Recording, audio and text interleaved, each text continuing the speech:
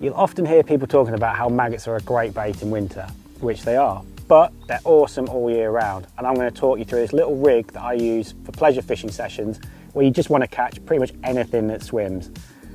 So it's really simple to tie. On the line here, we've got a maggot feeder, and I've attached it to a feeder link. What this does, this stops your main line sticking against the feeder and tangling. It then moves down, we've got a little small float stop, and I've then got a 4 to 6 inch twizzled length of line. And what this does, this acts as a mini boom.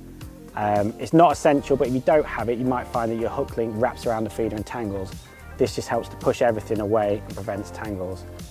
And I've then attached my hook link, which is about 2 foot long, via a loop-to-loop knot to the end of this twizzled boom. And the reason I've used a hook link of this length is that what will happen is, a lot of the time you're fishing for, you'll catch anything, but there's lots of small silvers, breams, skimmers, tench, carp. And what happens is with this rig, your feeder will hit the bottom and then your hook link will fall slowly through the water, and that gives it plenty of time for all the small silver fish that might be sat off the bottom to take your hook bait.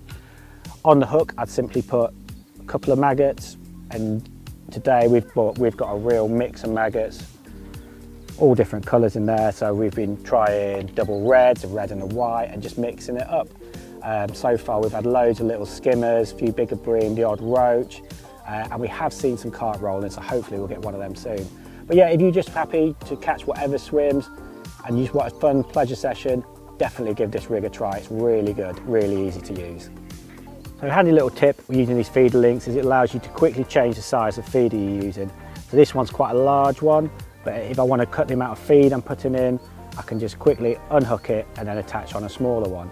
But if you haven't got a selection of feeder sizes, it doesn't worry. I mean, your initial reaction is just to cram a feeder with as many maggots as you can, but you don't have to do that. If you at the start of the session, it might be worth only half filling the feeder, so you're only putting a small amount of bait out there just to gauge the reaction of the fish. And then if you start getting bites regularly, you can start to maybe then 3/4 fill the feeder. And if you carry on getting the bites, then really fill the feeder, you start getting lots of bait out there. If it starts to tail off when you start putting too much bait out, perhaps only half fill the feeder again. So yeah, remember, you don't have to fill the feeder to its maximum capacity right from the off.